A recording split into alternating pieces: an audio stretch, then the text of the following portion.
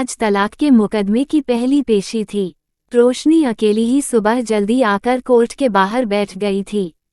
उसने पुरानी सी साड़ी पहन रखी थी, चेहरे पर कोई मेकअप नहीं था। वह उदास सी बैठी कोर्ट के खुलने का इंतजार कर रही थी। कुछ देर बाद साहिल भी आ गया। उसके साथ उसकी माँ, बहन और भाई थे। वह खुद की कार से आया था। जब उसकी नज़र रोशनी पर पड़ी तो वह उसे अनदेखा करके आगे बढ़ गया। 2 साल से रोशनी और साहिल अलग रह रहे थे। रोशनी एक अनाथ लड़की थी। बचपन में ही माँ बाप चल बसे थे। मामा मामी ने पाल पोस कर उसे बड़ा किया था। कॉलेज के समय साहिल को रोशनी से प्यार हो गया और उससे शादी करने के लिए उसके पीछे ही पड़ गया था। साहिल अच्छे पैसे वाले परिवार से था, इसलिए रोशनी के मामा ने ये रिश्ता स्वीकार कर लिया था।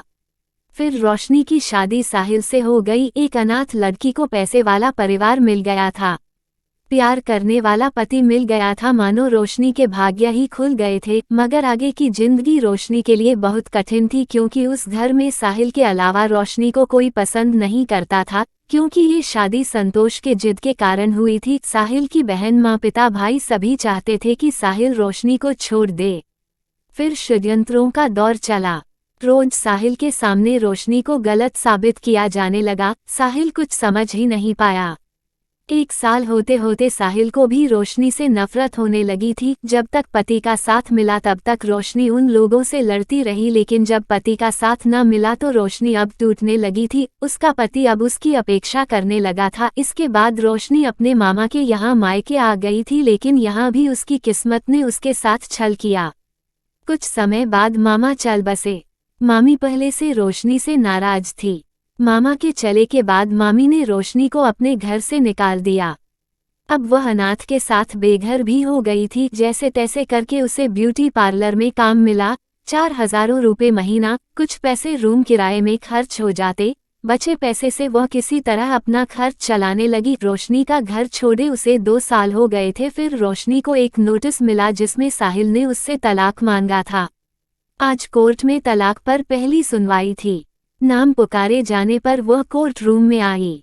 सुनवाई शुरू होते ही साहिल के वकील ने पहले तो शादी की झूठी दास्तान सुना दी कि मेरे क्लाइंट के साथ छल हुआ था। मासूम सी दिखने वाली रोशनी एक चरित्रहीन औरत है, न जाने कितने मर्दों के साथ इसके संबंध है।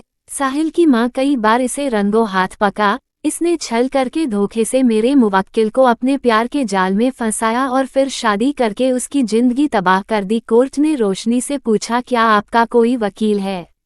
रोशनी ने नामे उत्तर दिया तो कोर्ट ने कहा कि अगर आप वकील नहीं कर सकती तो कोर्ट आपके लिए वकील देने की व्यवस्था कर सकता है।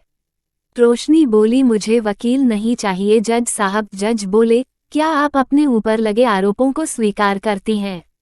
रोशनी बोली, मैं किसी ऐरे गैरे चाहे कोई वकील ही क्यों ना हो, मैं उनकी बातों पर विश्वास नहीं करती। यही सारे आरोप एक बार मेरे पति कह दें कि जो उनके वकील ने मेरे ऊपर आरोप लगाए हैं वो सब सही है तो मैं सभी आरोपों को स्वीकार करती हूँ और तलाक के कागजों पर अभी साइन करके उन्हें हमेशा के लिए अपनी जिंदगी से रिहा कर दूंगी। जज बोले, मिस्टर साहिल, क्या आप अपने वकील द्वारा इनके ऊपर लगे आरोपों को सही ठहराते हैं? अभी कटघरे में आकर जवाब दें, क्योंकि यह एक औरत की अस्मिता और उसके सम्मान की बात है। साहिल कटघरे में आया और एक बार रोशनी की ओर देखा, नजर नहीं मिला पा रहा था और फिर जज साहब से बोला, मेरे वकील ने रोशनी के ऊपर जो भी आरोप लगाए हैं वो सरासर गलत हैं। वो एक पवित्र औरत है, मेरे लिए संसार में उससे ज्यादा पवित्र और कोई नहीं। कोर्ट में सन्नाटा छा गया। एक दूसरे से कानाफूसी होने लगी। साहिल का वकील और उसकी माँ उसके तरफ उबलती आंखों से देखने लगे। जज साहब ने साहिल के वकील को फटकार लगाई और आगे दोबारा ऐसी झूठी दलील पेश करने आपका लाइसेंस रद्द किया जा सकता है। इसके बाद जज साहब ने 20 दिन बाद की डेट देते हुए कोर्ट की कार्यवाही बर्खास्त कर दी। साहिल और उसका परिवार अपने घर चला गया। रोशनी भी अपने कमरे पर चली गई। रात को 8 बजे थे। रोशनी खाना खा रही थी। घर में पैसे की बहुत तंगी चल रही थी, इस कारण आज वह सब्जी नहीं बना पाई। प्याज से रोटी खा रही थी, तभी घर के बाहर किसी ने दरवाजा खटखटाया। जब उसने दरवाजा खोला तो सामने साहिल था। साहिल को इस तरह आया देख वह घबरा गई। वह कुछ बोल ही नहीं पाई। साहिल कमरे के अंदर आ जाता है।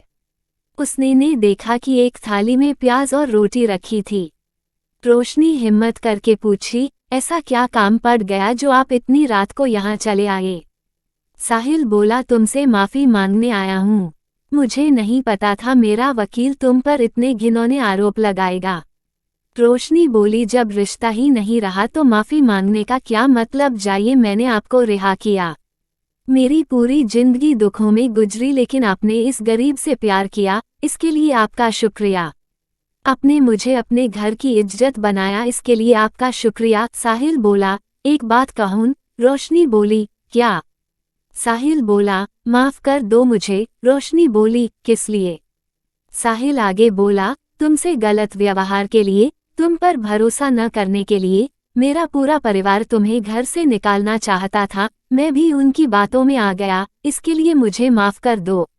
रोशनी बोली, जाओ, माफ़ किया और मैं अब कोर्ट नहीं जा पाऊंगी, तलाक के कागज़ भेज देना, मैं साइन कर दूंगी। साहिल बोला, एक आखिरी इच्छा है, पूरी करोगी क्या? रोशनी बोली, क्या? साहिल बोला, आज आखिरी बार तुम्हारे साथ बैठकर खाना खाना चाहता हूँ, खिलाओगी? रोशनी बोली, मेरी गरीबी का मजाक उड़ाने आए हो क्या? साहिल बोला, नहीं, आज आखिरी बार कुछ पल तुम्हारे साथ जीना चाहता हूँ। तुम मेरा पहला और आखिरी प्यार हो। रोशनी बोली, चलो मेरे घर से बाहर निकलो। साहिल बोला, मेरी आखिरी इच्छा भी पूरी नहीं करोगी क्या?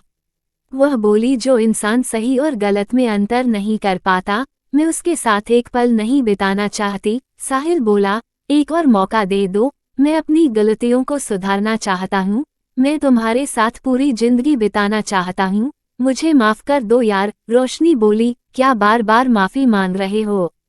मुझे आपसे कोई शिकायत नहीं है। बचपन से लेकर शादी तक मैंने कभी चाहा ही नहीं कि कोई मुझे प्यार करे, भगवान ने मेरी किस्मत ही ऐसी बनाई है। फिर रोटी और प्याज दिखाते हुए बोली, ये जो खाना देख रहे हो न, यही मेरा प्रिय भोजन है। मामी मुझे यही खाना देती थी, आपके घर में 1 साल रही तो मेरी आदत बिगड़ गई थी अच्छा खाना खाकर, मगर अब ठीक है, 2 साल से आपसे अलग रह रही हूँ।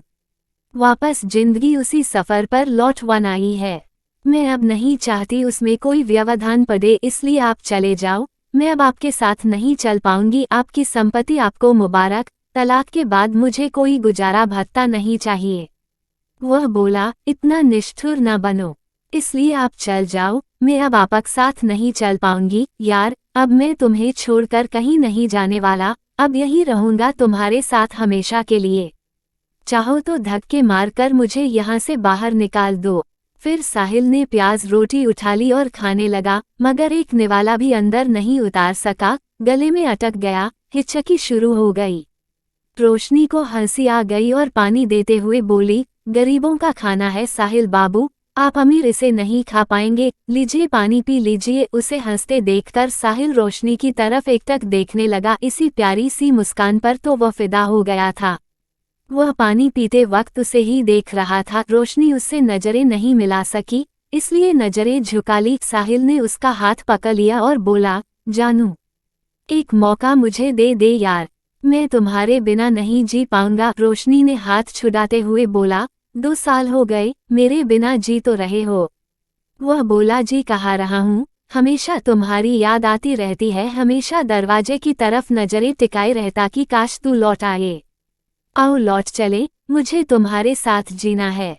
रोशनी बोली, मेरा हाथ छोड़ो। वह बोला, नहीं छोड़ूंगा। फिर रोशनी ने प्यार से बोला, हाथ छोड़ो, तो उसने हाथ छोड़ दिया। फिर रोशनी उसके थोड़ा नजदीक हुई और झपटकर उसके सीने से लग गई और जोर जोर से रोने लगी। रोशनी को कसकर उसने अपने सीने से लगा लिया और खुद भी जोर जोर से रोने लगा। आपको ये कहानी कैसी लगी हमें कमेंट करके ज़रूर बताइए, क्योंकि आपके कमेंट्स ही हमें और बेहतर लिखने के लिए प्रेरित करते हैं। अमीना कहानी वर्ल्ड को सब्सक्राइब करना न भूलें। धन्यवाद, शुक्रिया।